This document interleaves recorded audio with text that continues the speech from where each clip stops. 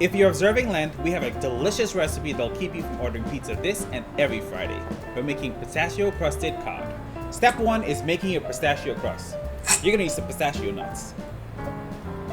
Put them in a food processor and give them a nice little grind.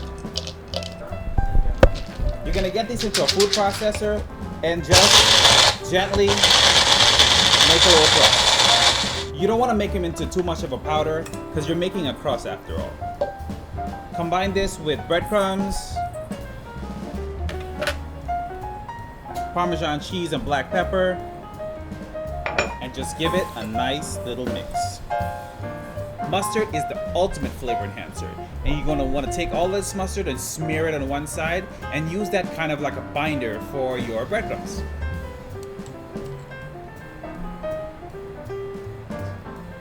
I love mustard. The spicier, the better. But it's really up to you which mustard you use. Take that mustard smear cod and dip it right into your crust. There you have it. Cod is notoriously a quick cook. So after you crust this guy up, it's in the oven at 425 for 10 minutes.